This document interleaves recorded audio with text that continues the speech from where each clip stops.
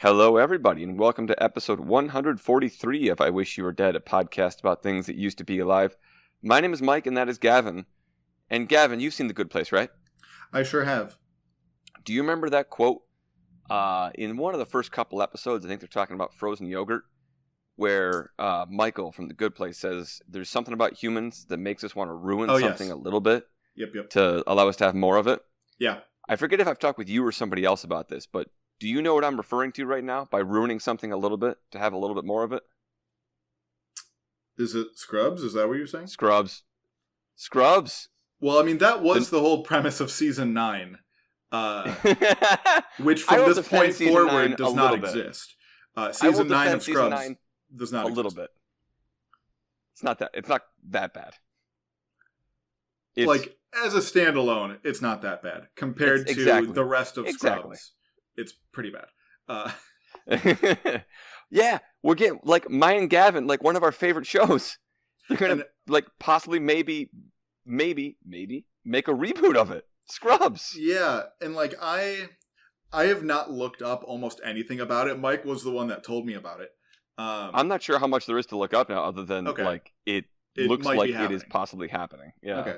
Yeah, no, I haven't really looked into it much because I'm like, if it happens, great. If not, Scrubs is still great. So, I've got the whole thing except for season 9 on DVD.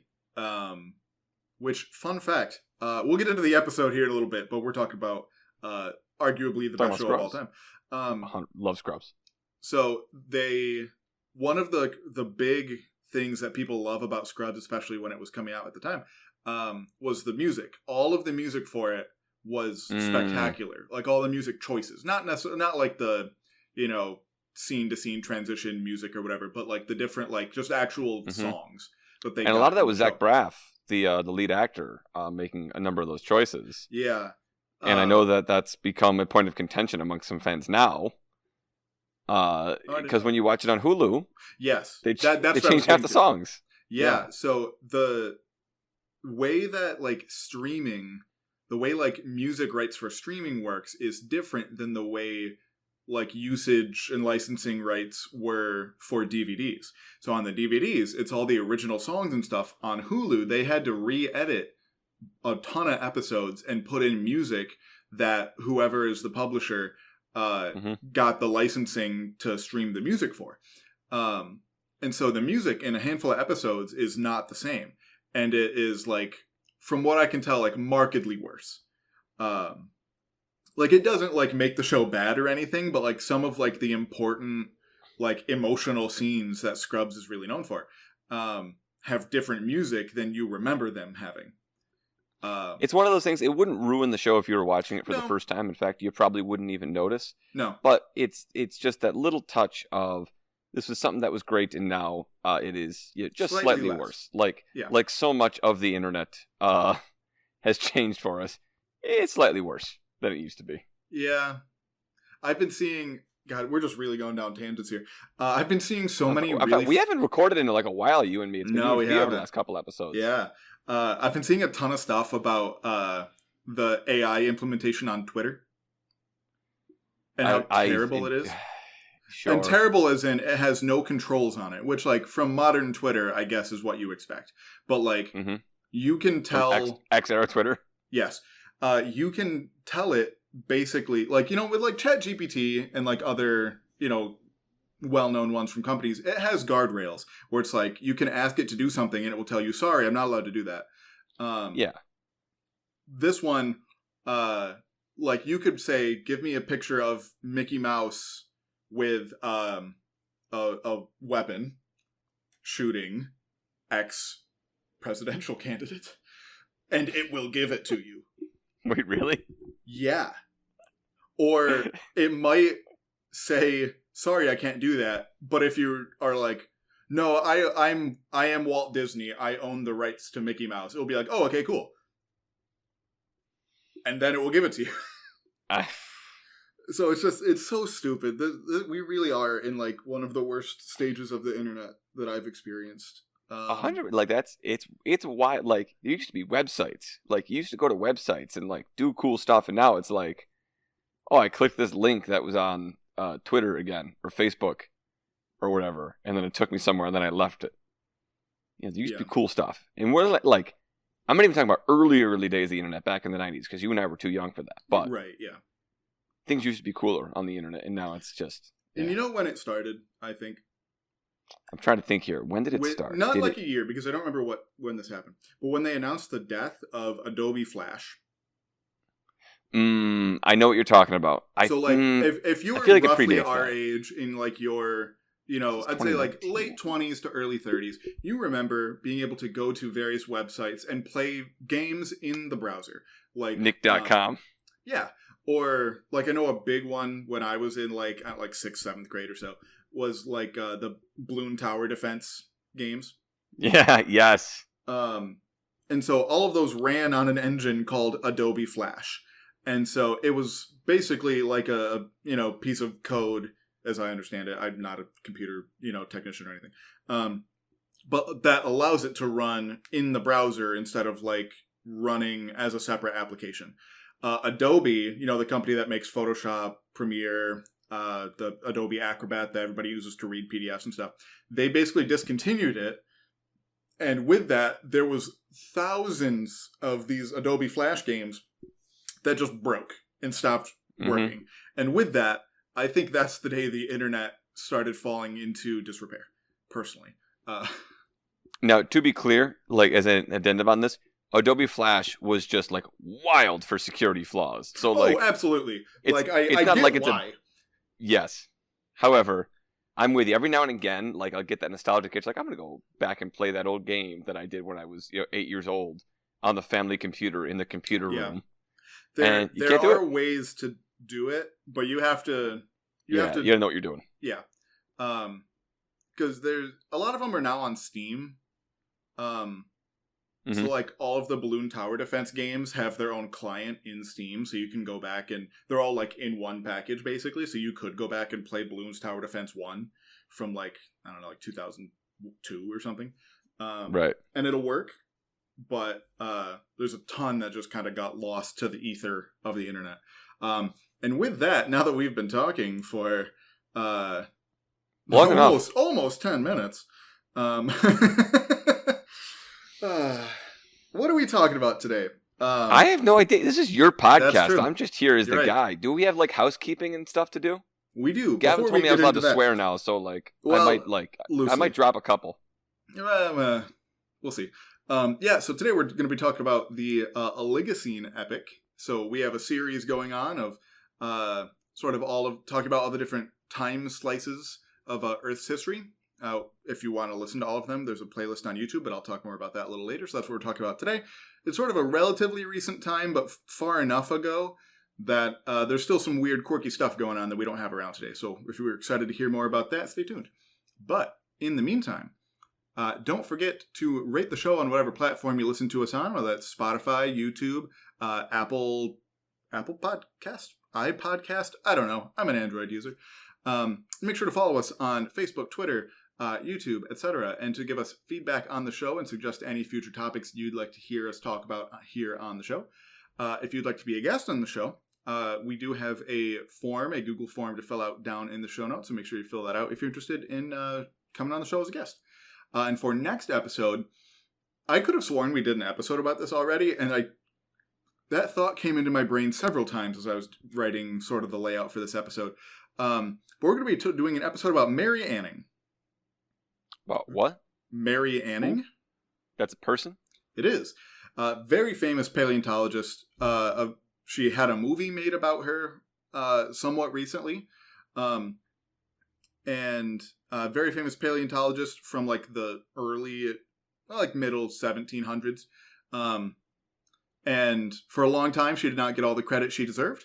And we're going to talk about her because she really did a lot to further paleontology as we know it today. So that's next episode. Cool. All right.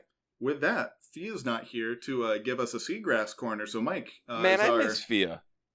Yeah, I know. It's been like 2 months since you two have been on the pod together. Yeah, since we've had the three of us all together. But yeah, so as our resident high school history teacher / layperson for the purposes of this podcast. What happened today in history? Yeah, so couple of things going on this website that I use. For things that happened today, we've got like the U.S. winning gold medals in various different sports in the Olympics throughout the many years. We've got stuff with space going on. We've got the 1968 Democratic Convention, which famously went very well. You should go look it up and read about how well the 1968 Democratic Convention went. Narrator says it did not go well. Not even a little bit. We've it got went like very bad. Yeah, we've got this Kenyan political activist Jomo Kenyatta getting released from jail. We've got Emmett Till showing up to Mississippi a week before, like wild stuff. Yeah, I'm trying to. Where was the? There was something here that just said like polio at one point. I'm trying to find where it is and I can't. Where it is? We're gonna keep it real simple. Okay. Babe Ruth became the first person to hit 600 home runs. Okay. On today, on August 21st, 1931. And we can go with that. Babe Ruth. 600 home runs. It's a lot of home runs. That is a lot of home runs. That's big time home runs. Bigly home runs. So was this before steroids really were a thing? So great question. The answer is mostly yes. However, number one, Babe Ruth didn't play against black players. That's fair. Yeah, that's number one. And then number two, I am misremembering some of the story, but I believe, and I'm going to look this up now, but I believe Babe Ruth did like miss a whole bunch of time one year because he like injected himself with something. And in my head, I think I remember what it is, but I don't want to say it in case I'm wildly wrong. So I'm going to look this up and just interrupt you whenever I figure it out. But you go ahead and start talking about the other stuff, and I'm going to figure out if Babe Ruth injected himself with something. Okay. Dear listener, this is also not where I thought this episode was going to be headed 15 minutes in. But no, let's go. We're getting started. All right. So, today we're talking about the Oligocene Epoch, which went from 33.9 to 23.03 million years ago. Because at this point, we are close enough to the present that all of our geologic dating techniques are really good, and we can get down to the tens of thousands of years, not just hundreds of thousands.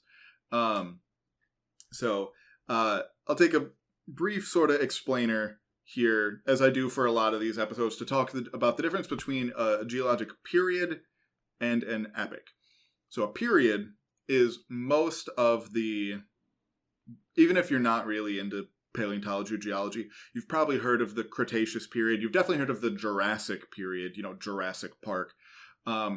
Periods are generally bigger, like longer, than epochs. Epochs are like a subdivision of a period. And so periods are longer than epochs. That feels like it should be wrong, but okay. I mean, I've also heard it pronounced epoch, because it's not spelled E-P-I-C. Right. Yeah, it's E-P-O-C-H, right? Yes. And I don't really know the etymology of the word epoch like that.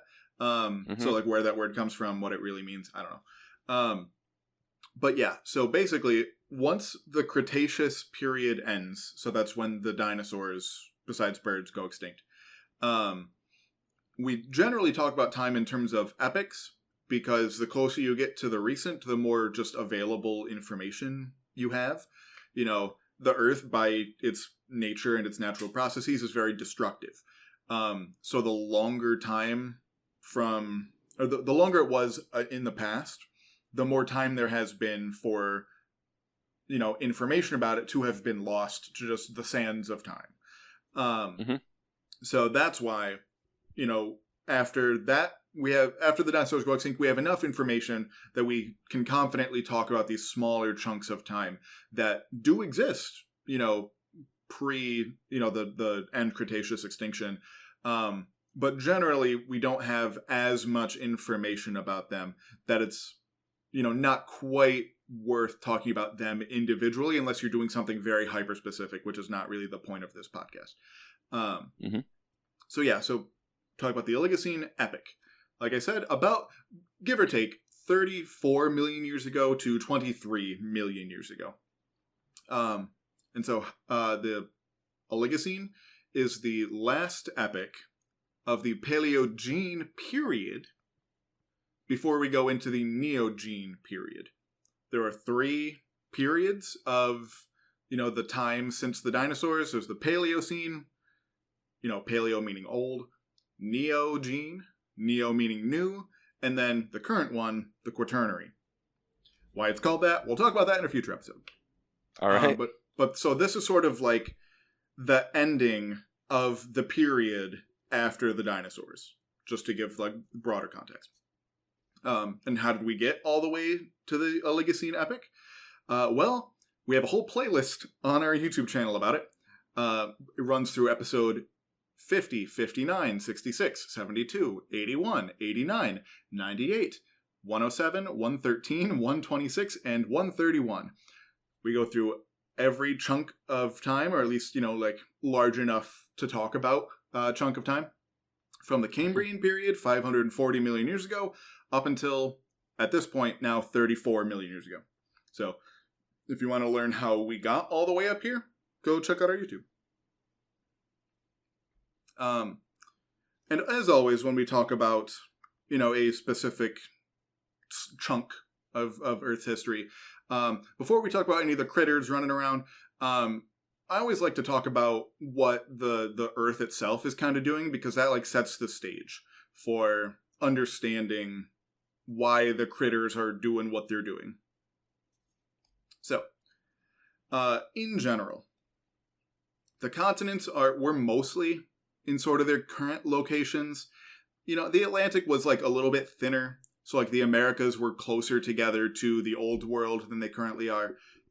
And because does this mean the Pacific Ocean was even bigger than it currently is? Yep.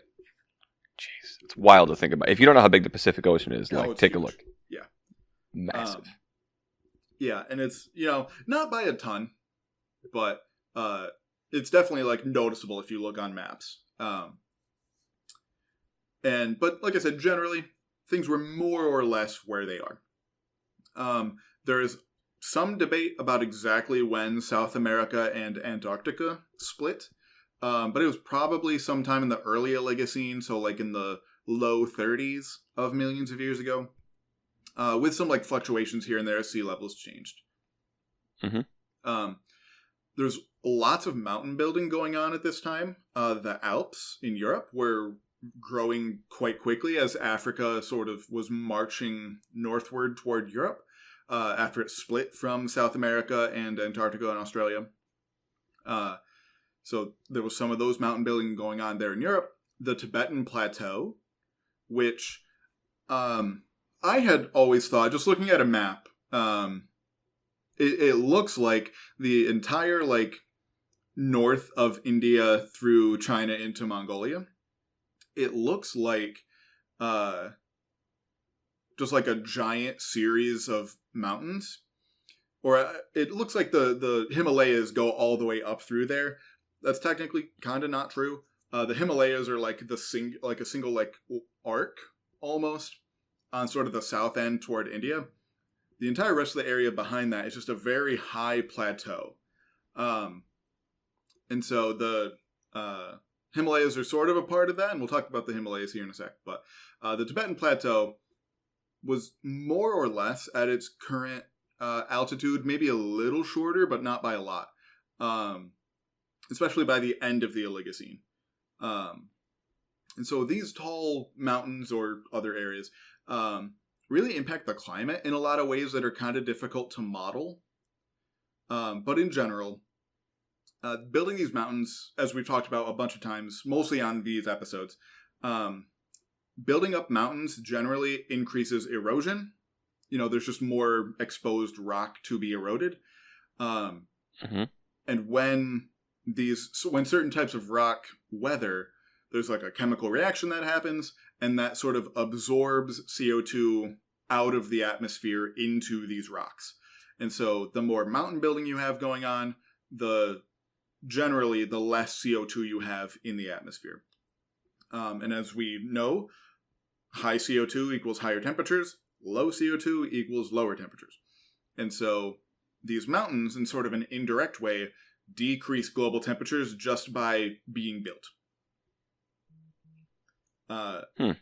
Once they reach a certain height, also, they sort of mess up and disrupt high altitude air currents, which generally kind of messes with a lot of climate systems, including with moisture, which is often why we have the Gobi Desert in Central Asia. That is in large part due to the Himalayas, because of the way the wind blows. The wind hits the Himalayas, drops all of its water, and then on the opposite side is a desert, because there's no water left in the air by the time it gets there. Similar to in South America, the prevailing winds blow basically across from east to west across South America. They hit the Andes Mountains, drop a bunch of their water. That's why the Amazon rainforest is right there. And then on the sort of the opposite side, on the western coast of South America, is extremely dry, because that air just drops all of its water when it hits those mountains. And because of that, this is really what influences a lot of where we have deserts and major rainforests where we do today. And this was, the structure of that we see today was getting set up here during this time.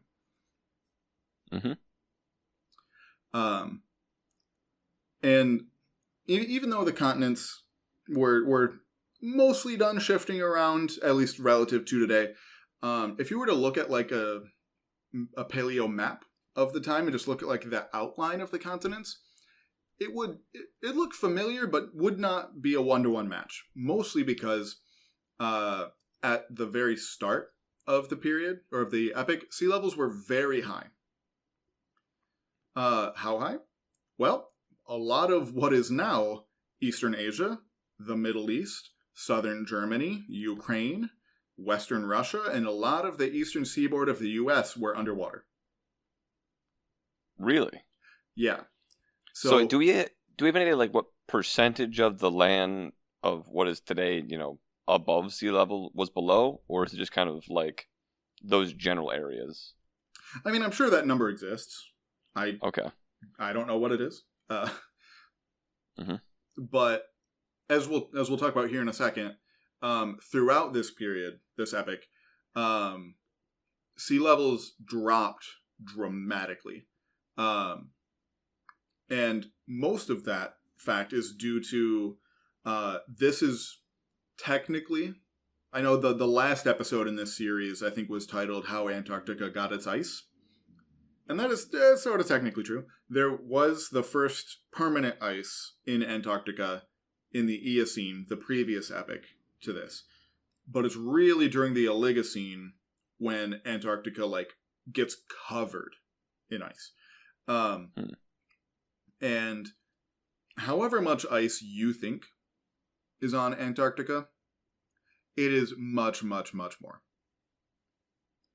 I have a question that's vaguely related to this at some point, but I don't want to get you off your no, go for it. Off your train of thought. So why is it? And I actually, as I'm asking, I think I might know the answer, or at least part of the answer. Why is there so much more ice in Antarctica than up in the Arctic? What's the difference between the two? I'm throwing it back at you. Is the answer that Antarctica actually has just far more stable actual land there that is not meltable ice versus the Arctic? It's just there just isn't that.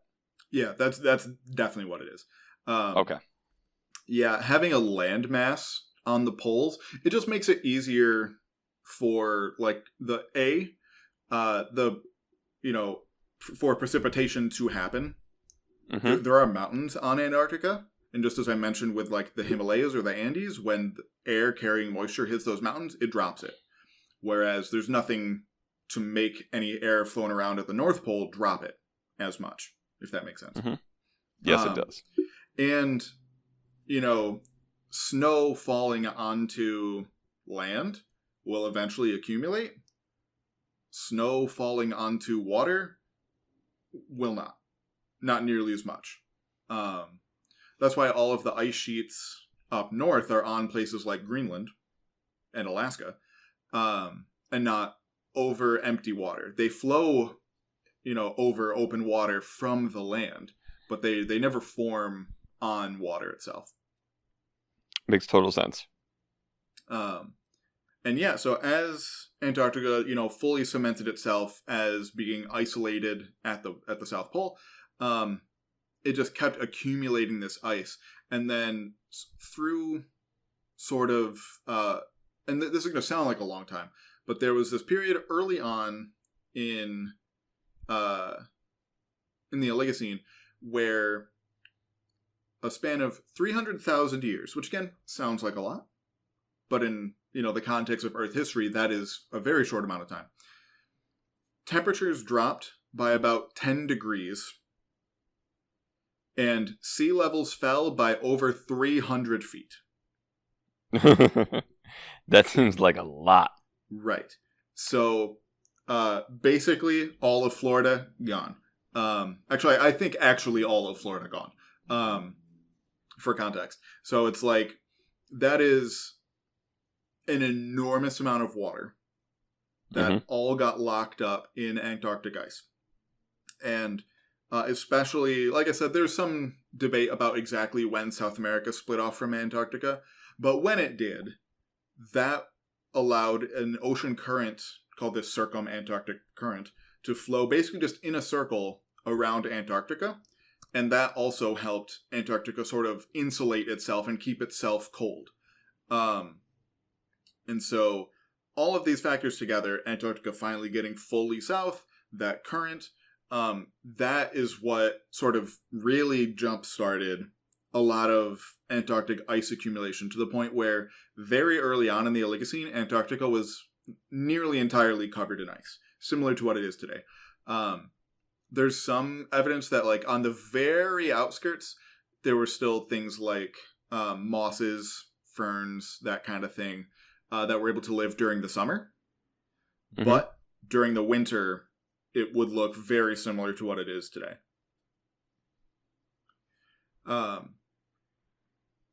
And also during this time, because a major driver of ocean currents is temperature.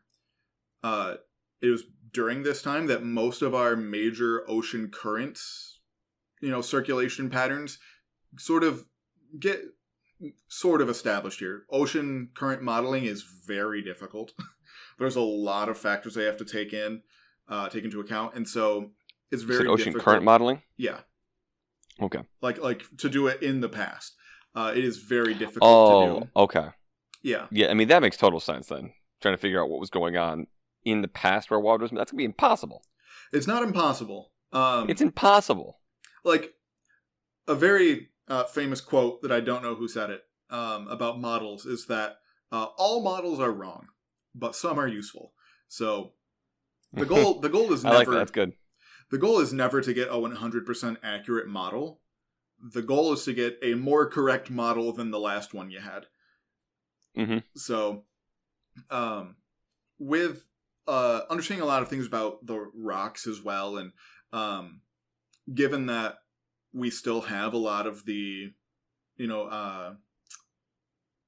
like we can go out and take sediment cores in the ocean and look at, ocean deposition patterns and ocean chemistry things during these times. That makes it easier. That we can go out and collect, not even as rocks, just as sediment from this time does make it a little easier. So we get the gist of what was happening with the ocean currents around this time. And Antarctica getting covered in ice and getting separated from South America is one of the things that sort of really set up the general flow of ocean currents that we have today. And so that was still, all of this was still fairly early on in the Oligocene. So in like the low 30s to high 20s millions of years ago. Okay.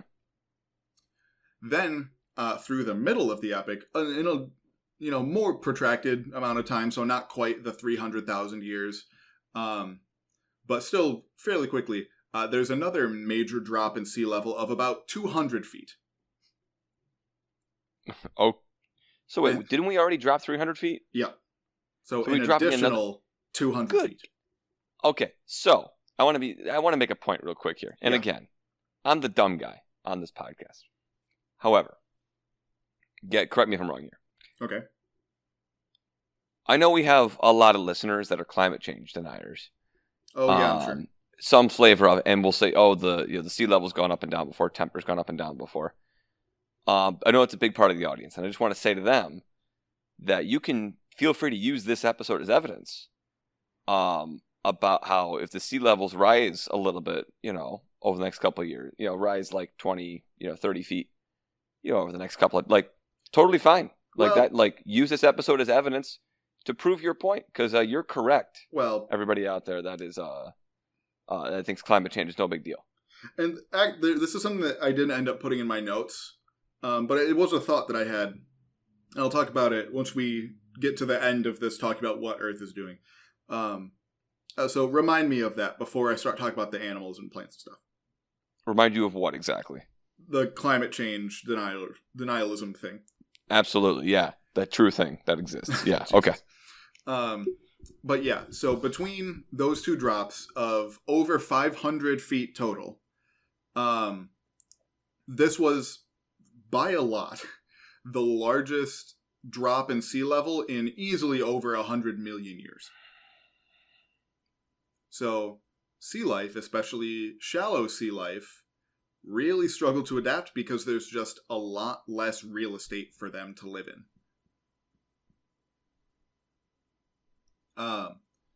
And so by the late Oligocene, so now we're getting into closer to 23 million years ago or so, it seemed like there were some really weird things happening that we still kind of don't understand that well. Mm-hmm. It seems like while the Antarctic ice sheets were still growing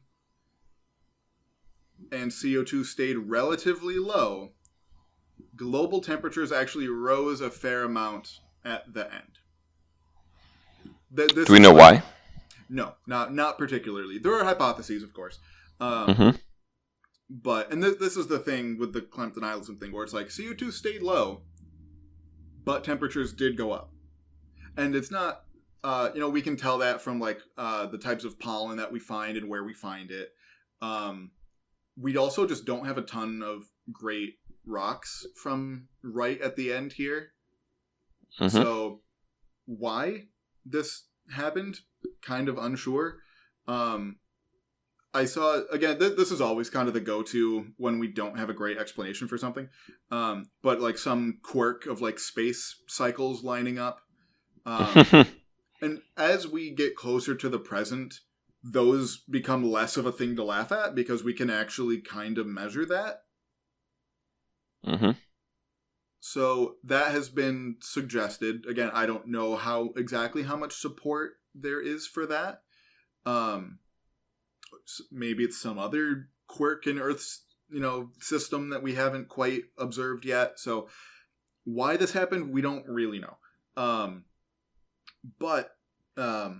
Yeah, that's, this is a time when CO2 stayed more or less the same, but temperatures did go up. So in this case, temperature was not tied to CO2. There you go, climate deniers. So again, there is an explanation for it that correlation does not equal causation. CO2 and global temperature are very much linked. Anyway. And another large factor, just throughout the Oligocene in general, on top of this cooling that generally happened as Antarctica continued to grow ice, another large factor is the aridification of the world. So the world becoming less humid overall.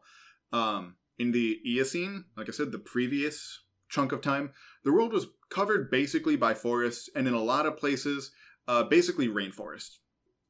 But that changed a little bit toward the end of the Eocene, and then that change very much continued throughout the Oligocene.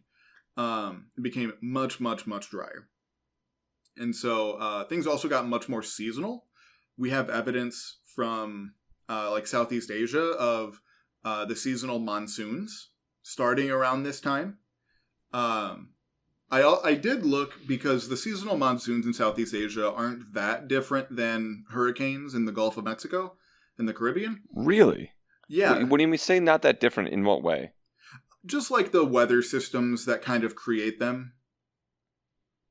No, really? Okay. Yeah, it's like a seasonal cycle of like, warm and cold air and warm and cold water mixing, more or less. Okay. And I tried to find whether like hurricane season for like the southern part of North America started around this time too. I couldn't really find much. Everything that I tried to find about history of hurricanes was just all human history. Very obnoxious.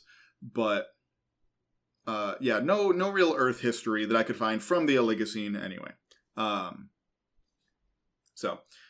But yeah, so just the overall major theme, if you take nothing else away from this episode, this was the time when Earth itself starts to look much more like today. The entire world isn't covered by rainforests. Those forests, and we'll talk about this more when we talk about plants and stuff. Those forests give way to more open spaces. The continents are more or less where they are. And then by the end, sea levels are still higher than they are today, but not like hundreds of feet higher. Okay. And so with that, what's life doing? We're a paleontology podcast, and while all the stuff about the Earth is cool and whatnot, tell me about the cool critters walking around. First, we're going to start in the oceans, so not walking. Weirdly, weirdly in the sense that, like, I hadn't really heard of this that much, but there is very high extinction rates in certain parts of the ocean at this time. Not like huge-scale mass extinction, but especially those shallow marine invertebrates, especially things like snails, bivalves, echinoderms, which are like starfish, sea urchins, largely due to habitat loss from those rapidly dropping sea levels. They just got absolutely decimated. Like certain groups lost like over 90% of their diversity. And obviously they still made it through. We still have marine snails and bivalves and stuff like that. But this was not a good time to be living in the shallow waters. And it's very different than a lot of other like high extinction times, because usually that's because of like some kind of chemical reason, like ocean acidification, a lack of oxygen in the water. Nope, this was just all of their living space going away, basically. Yep, that seems bad. Yeah. And their diversity more or less stayed low throughout the Oligocene, and that's kind of the general trend of this epic, is that there was, like, not an unusually high amount of extinction, but there was an unusually low amount of new species. For reasons we'll talk about. That seems like a really strange thing to have go down. Yeah, like, why that doesn't happen very often. But it does happen. We've talked about it before. In some other episode, I'm trying to remember. I think it, like during the Devonian period, I know this happened a fair amount as well, where it's like there's been a couple of mass extinctions where people have argued that, like, yeah, extinction might have been a bit higher than normal, but it's really just that new species aren't showing up to replace them. It's that previously existing species are spreading and filling in for those ones that go extinct, rather than new species showing up.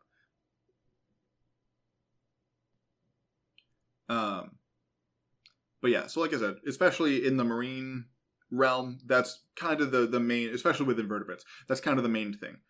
Low diversity due to low origination rates, basically, is what we call that. Another pretty big development in the oceans, though, around this time is the rise of marine mammals. This is mostly things like whales, and also, and I could have sworn we did an episode about these at some point, pinnipeds, which are your They seals. sound familiar. I think we've talked about them. Yeah, we talked about them for sure before, but I don't think that we've had their own episode. But it's seals, sea lions, and walruses. Mm-hmm. So we have had an episode about whales, episode 132. But whales showed up previously in the Eocene, so before this. But in the Oligocene is when they sort of split into the two main groups we have today. The toothed whales, which are like your dolphins, orcas, stuff like that. And then the baleen whales, which are your big whales, blue whales, humpback whales, stuff like that. And the pinnipeds show up sort of right at the end. We're still kind of unsure whether they're more closely related to bears or weasels, because those two are like, you wouldn't think so, but those two are fairly closely related. And so which side of that little tree pinnipeds came from, we're not super sure. I think the consensus is leaning more toward weasels at the moment. But especially in coastal environments, because there's not a ton of like deep open water seals and sea lions and stuff. But in coastal environments, they definitely change the environments on top of, the other changes that were going on in the coasts. Mm-hmm. There was also broadly, and this kind of fits back into the sort of plate tectonics, sort of what the world was doing sort of section. There was a pretty big shakeup of ocean ecosystems broadly due to just the continents moving around. So way back when Pangea was first breaking up, generally it broke into the northern continents and the southern continents.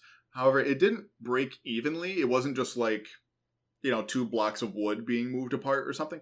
It broke sort of like a zipper, where it like started at one side and then got wider from there.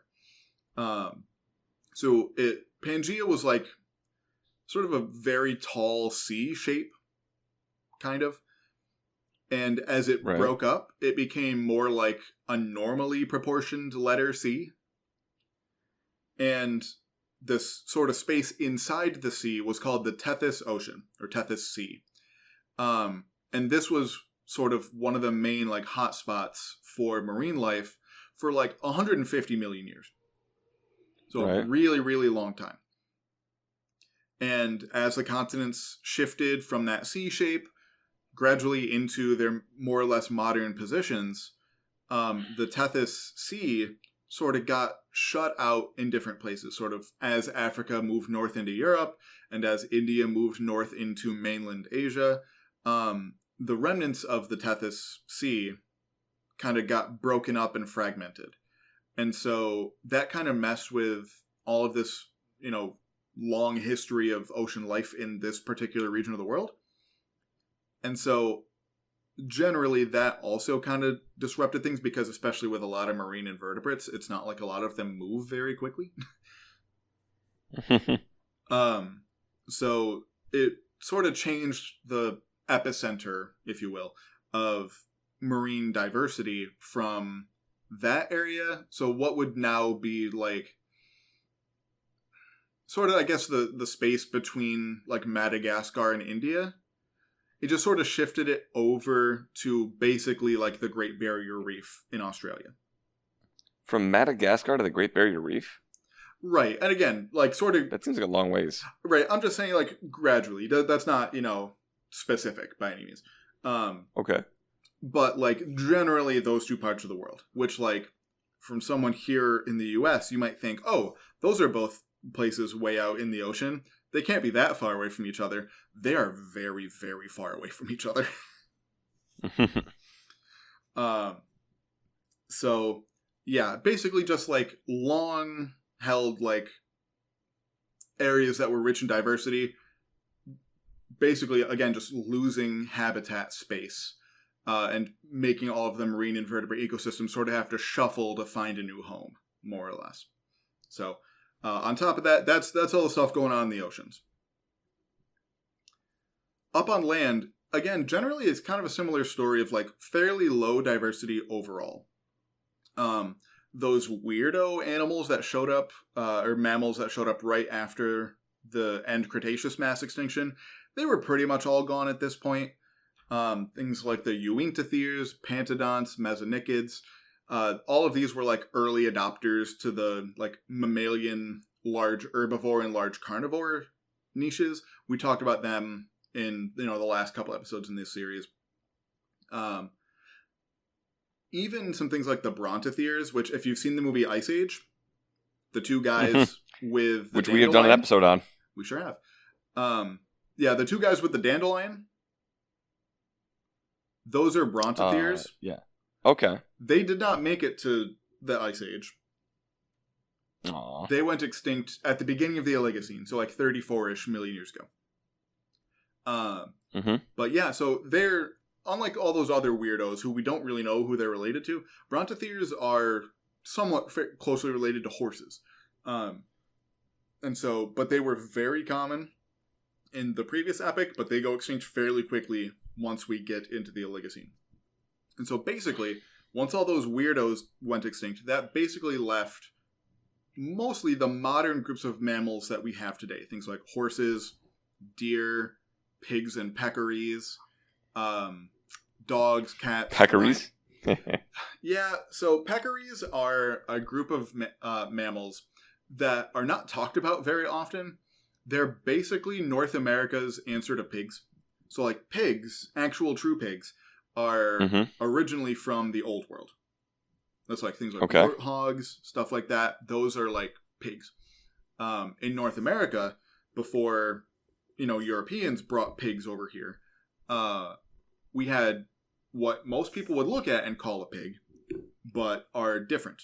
They have slightly different teeth, slightly different bone structures. Yeah, they're a different group, closely related, but are not pigs. Anyway, they're called peccaries. So pigs and peccaries were around in the world. Dogs, cats, rhinos, camels, bears, raccoons, rodents, rabbits, weasels, elephants, primates, etc. All either showed up in the very late Eocene and then got moving into the Oligocene, or showed up at the very end of the Oligocene. So almost all of the major groups of mammals, even like some of like the subgroups of mammals, show up in the Oligocene and start to do well here. And so all of the animals, especially toward the end, that were running around would generally look very familiar. You'd look at that and say, that's a horse. You'd look at that and say, that's a rhino. They were often in places where they aren't today, but pretty much all of the groups that are around today were around at this time as well. So, for example, camels, at this point, were just in North America, which is not where they live today. Right. Similar thing with rhinos. Rhinos, I think, had gotten over to Europe by this point, but started here in North America. Things like deer were pretty much just a Eurasian thing. I don't think they'd gotten to North America yet. So not quite in the places where you'd expect them, or you'd expect them to be in places that they were not at this time. Right. And sometimes certain sort of offshoots of those groups were doing weird things that we don't see them doing today. My favorite example, I guess my favorite two examples, rhinos today generally are pretty large. They're generally considered like the second largest, land mammals after elephants. Where do hippos fall on that list? What was that? Where do hippos fall on that list? Yeah, they're right there too. It depends on what species of rhino you're talking about. Gotcha. But hippos are right in there too. The 5 species of rhino that we have today are all like fairly similar to one another. We've had a whole episode about rhinos. They're fairly similar to one another in like body shape, body proportions. But they all have big barrel-shaped bodies, relatively squat legs, and like pretty short necks. You know rhinos. You've seen them. And there were definitely some rhinos that fit that description at this time as well. But there were other rhinos that were smaller and leaner looking and more built for running than just being a tank. Then there were the super rhinos, We talked about these in the rhinos episode. One of my favorite groups of animals of all time, just because they're so interesting. The super rhinos, a group of rhino cousins called indricotheres. They had the same sort of barrel-shaped bodies, but much, much longer legs, and just generally huge. They had like giraffe long, basically. Much thicker because it's a much bigger body. And they also had long necks, much like a giraffe. The largest genus in this group, called Paraceratherium, was probably the largest land mammal ever, although some elephants kind of get in the same ballpark. Not modern elephants, like stuff like mammoths and the extinct elephants. So it was about 15 feet tall at the shoulder and over 20 feet long. And the smallest weight estimates for it are about 12 tons. With the more common weight estimates coming in at between 16 and 22 tons. And that's American tons, for reference. For comparison, the largest African elephant ever recorded was about 11 tons. So, these things bottomed out at the absolute max for the largest animal on land today. That's just nuts. Enormous. Other examples of fairly familiar groups doing weird things are the camels. Today, especially in places where camels don't live, like here in the U.S., we often think of camels just as hot weather desert animals. Because for most of us, the first camel that comes to mind is the dromedary camel, the domesticated camel that you see in movies and things that are from northern Africa and the Middle East. During the Oligocene, they were not desert dwellers at all. They lived in the same places that other herbivorous mammals would, in places like shrublands and forests, and eating leaves off of trees and stuff, basically like deer do today. Okay. Like I said earlier, they also hadn't made it to the Old World yet, so they were still exclusively North American. So that's what sort of our modern, still alive groups of animals were doing. And as always, there were some groups that don't have descendants today that were around and that are neat and interesting and that I like sort of highlighting. The entelodonts were very common at this time. They're often called hell pigs, despite not being all that closely related to pigs. They were sort of large omnivorous ungulates, so things with hooves, that are sort of related to hippos. Would be their hippos and whales would be their closest living relative. And they sort of had kind of the vibe of a bear, but with the body of a medium to small cow. Wow. Okay. We can tell by their teeth, and I'm pretty sure we even found coprolites, so fossilized poop from these guys. We can tell they were omnivorous, but they clearly hunted sometimes.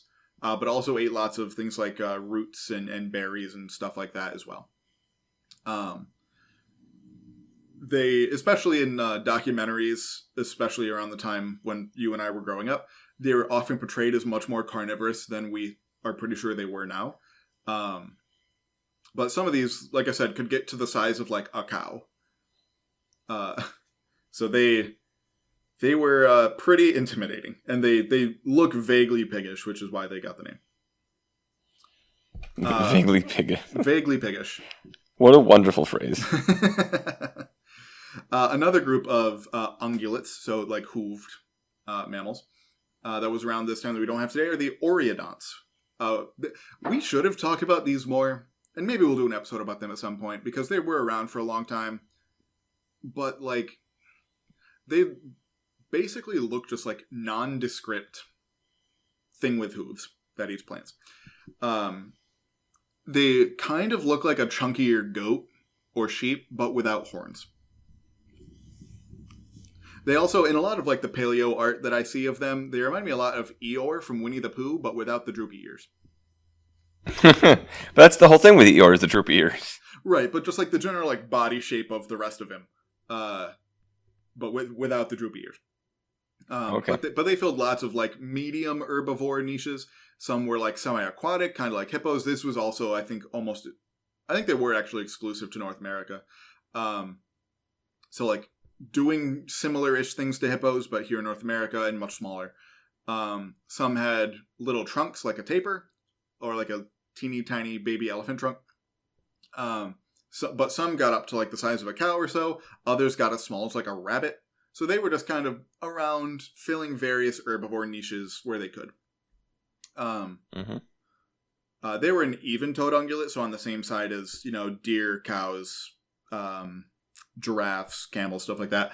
On the odd-toed ungulate side, so more close to horses, rhinos, tapirs, here is one of my all-time favorite groups of animals. They're called calicotheres. Calicotheres. We call them very affectionately gorilla horse bears. They were related to horses, so horses are their closest living relatives. But instead of like normal hooves, like you think of like a horse has like the single hoof, these guys still had 3 on each of their feet. But they turned their front hooves into claws. And they walked on their knuckles with their claws like pointing in to keep them protected. And they used these claws to kind of grab tree branches and pull them to their mouth. They had the same sort of body proportions as a gorilla, so like short back legs, long arms. But with like the neck and head of a horse. I love them. They're so weird. Down in South America, they had lots of their own unique things going on with their mammals, and even some of their reptiles, since they were isolated for a really long time. They're their own types of ungulates and hooved mammals that looked a lot like the ones that we know and have today, but were not really related all that much at all. They had giant flightless birds as some of their top predators, as well as large marsupials, so things related to possums and kangaroos and stuff, filling other niches, including fairly large predators. New World monkeys had fully split from Old World monkeys and were doing their own thing in South America. The Old World monkeys were, around doing their thing in Africa. Depending on what sources you read, they may or may not have been up into Europe by this point. Apes still hadn't split off from the Old World monkeys yet, so the only primates running around would generally look like what you imagine a monkey looks like. The lemurs were probably doing their thing in Madagascar. We don't have tremendous lemur fossils, so that's a little tougher to say. Also in Africa, the elephants and their relatives hadn't left yet. So you would not find anything that looks like an elephant anywhere but Africa. Which doesn't sound all that different to today, but if you think of not that long ago, mammoths and mastodons were all over North America. But yeah, at this point, they still were confined to Africa. And some other groups, like there's a carnivorous group called the creodonts, not at all related to any carnivorous animals we have today. They had been sort of the dominant mammalian predators basically everywhere that they could get to, so not South America, Australia, or Antarctica. So in North America, Africa, and Eurasia, they were the top mammalian carnivores previously. But by this time, they were basically confined just to Africa, as other, the modern groups of carnivores sort of took over in other places. One sad mention for a group of archaic mammals called the multituberculates. They were a group of rodent-like early mammals that first evolved all the way back in the Jurassic period. Long time ago. They'd been around for over 130 million years. And, during the Mesozoic, when the dinosaurs were around, were some of the main groups of mammals that were running around. They didn't make it through the Oligocene, and I think I talked about them in the last episode about the Eocene as well. Arguably, they went extinct at the very end of the Eocene or at the very beginning of the Oligocene, but thought it was worth a mention here since they were around far longer than any other group of mammals. And then, just to sort of close things out for the land animals and stuff, one pattern I saw referenced that I talked about a little bit earlier was that low diversity, just generally. And based on what I read, the reason seems like only kind of figured out for land anyway. But a lot of it that I saw was pretty much what I had mentioned earlier, where it's like species going extinct and then new species from other places taking those niches. So not new species evolving. It's just species becoming more widespread than they had been previously. Okay. Just like proliferating more? Yeah, so basically as the world sort of cooled and dried, as well as like the lowering of those sea levels, all that just kind of made it easier for animals to move around. And basically that meant there was less endemism, so like less like regional pockets of, you know, certain groups of animals. So no longer were there animals that were like confined just to like a certain area. They could spread a lot more. And that basically meant, you know, more mixing of different environments. That basically caused like competition, more or less. So some species went extinct, and then the species that did better just spread and weren't quite diversifying into new species at this time. And lastly, to sort of end us off here, talking about life, in my opinion, the biggest story of the Oligocene, and this will mean a lot coming from me, were the plants. I notoriously don't like plants. I've talked about it many times on this show. Longtime listeners will know I don't like plants. Short-time listeners are probably aware. Yeah. I don't like plants. They're complicated. If you think everything we've been talking about so far this episode is complicated, I much prefer everything we've talked about to learning basically anything about plants because they're complicated. So I mentioned earlier, like the one takeaway from this episode that you should take is like during this time period, Earth dried out and got colder. So what does that do to the plants? Because at the end of the day, the plants really are what determine what the animals do. Because the animals eat the plants, and what happens to the plants impacts what the animals do, just by necessity. So when all those rainforests of the Eocene dry out, what happens? Basically, it makes it so, you know, rainforests need a lot of water. That's why they're called rainforests. And so especially big woody plants need a lot of water. And that's why, so, you know, I lived in South Dakota for a couple of years. If you're driving across South Dakota, it's very easy to tell where there's rivers, because in the distance you'll just see a big line of trees. Because that's the only place trees can grow.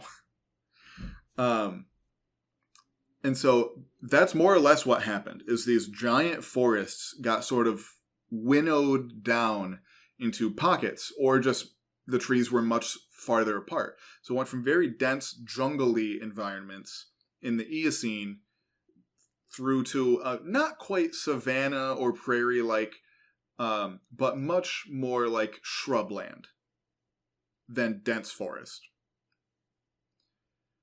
And the biggest part of that is grass. We've had a whole episode about grass, which again, with me not liking plants, we did a whole episode about this group of plants, which tells you they're probably pretty important. You may as well go listen to it if Gavin was going to put in all that work. It was episode 102, for your reference. Today, grasses are everywhere. You know, especially in, you know, places where people live. We got rid of the plants that are supposed to be there and put in grass. But even just like out in more wild spaces, the grass is just everywhere. But that wasn't always the case. To give you a little taste of what you'll hear in that episode 102, all about grasses. Grasses had been around for a long time, at this point. They first kind of show up in the Middle Cretaceous period, so about 105 million years ago. However, until the Eocene, they were basically just like riverside plants. They only grew close to water. And then in the Eocene, they became more able to spread widely, but because there was enough water for those giant forests, they didn't really get a chance to spread. Then, in the Oligocene, when stuff started to dry out and those forests and those trees became more spread out, grass said, "Oh yeah, baby. It's all coming together." And grass is what grew to fill in the spaces between those trees as they became more spread out. They didn't, they grew in all the places between the pockets of forest, because there still were pockets of forest, just like there are today. But this is really what allowed a lot of these animals to sort of spread the way they did. Particularly the ungulates, because these now open spaces occupied by grass. Horses, contrary to what a lot of people believe, horses are not, evolved for speed. They're evolved for endurance. And so a lot of other ungulates are as well. If you can run flat out in like a straight line and be really efficient about it, you can probably just run away from whatever's trying to eat you. And so I guess that makes sense. Yeah. But they weren't able to do that because there would be too many trees in the way previously. So this time period now is when these open spaces start to become more abundant. This is when, horses start the transition from eating leaves to eating grass, because before you couldn't make eating grass your entire lifestyle. You couldn't do that before. Now is when you start to see those transitions in like the teeth structure of horses and cows and things like that start to show up. And all of that happened because of grass. And so grass was able to do this mostly because they do photosynthesis a little differently. I talk about it in more detail in that grass episode. I'm not going to bore you with the details of photosynthesis. But basically, they're better at doing photosynthesis, more efficient at it when there's lower carbon dioxide in the atmosphere. They also need like somewhat less water. So between drier climates, no longer being shaded out by other plants, and generally lower CO2 in the atmosphere, everything was coming up grass at this point. Everything coming up grass. It's still, like I said, there weren't vast prairies. Like the Great Plains would not look like it does today. There would be more trees, but grass made up a much, much larger proportion of like the plant biomass than they had ever before. And it's like, this is when they start their dominance of huge swaths of the continents. And so that is pretty much all of the Oligocene. It's toward the end is when we see a lot of those last sort of weird groups go away. Stuff like the Entelodonts. I think they got into the next epoch, the Miocene, a little bit. But at this 23.03 million years ago, we transition out of the Neogene period. There's enough of a faunal transition to justify a whole new period. And this is, a combination of new species showing up and that diversification going up again from this low diversity that we have in the Oligocene. And similar thing with the marine invertebrates as well. So next time we come up with this series, we talk about the epoch that I know and love the best because it's the time where my master's thesis was set, the Miocene epoch. So you're and when is that going to start? It'll be a while. It'll probably be like a couple. Oh, when does that start? I meant more like time, like in the timeline of Earthwise, not the timeline of this podcast. But both are important. Yeah. So that was about 23 million years ago. So 23 to I think like 8 million years ago. I don't remember exactly when it ends. I think it's around there. I was more preoccupied with the middle. But we'll make sure we have that exact answer for you on that episode. Yes. Yeah, you're pop quizzing me. I don't know every number in the geologic. Well, then, Gavin, what is your role on this podcast if you don't know every number? I ask myself that every 2 weeks. All right. Do we have anything else here on the Oligocene, right? Yep, the Oligocene. And no, I don't think so. Just this is when Earth... And I know I've said this every one of these episodes, is that at the end, Earth looked a little more like it does today. This is really when you start to see things running around and just, even if you zoomed all the way out and looked at it from space, you'd recognize, oh, there's North America very clearly. There's Australia. There's Antarctica. So this is really, really when Earth looks very identical to today. Not once you zoom in, you see the differences, but if corporate asked you to see the difference between these two pictures, it'd look a lot like the same picture. And with that, this has been episode 143 of I Wish You Were Dead, a podcast about things that used to be alive. For those of you that stuck around to the end, I did find the thing that I was looking for. Babe Ruth, when he was playing baseball, administered himself an injection of an extract of sheep testicles. The concoction allegedly proved ineffective, making Babe Ruth ill and leading to the Yankees having to not play him for a couple days because of a bellyache. On that note, we'll see you in a couple of weeks. Sheep. Have a great day, everybody. This episode of I Wish You Were Dead was written by Gavin Davidson and hosted by Gavin Davidson, Mike Bryson, and Finella Campanino. It was sound edited and edited for YouTube by Gavin Davidson.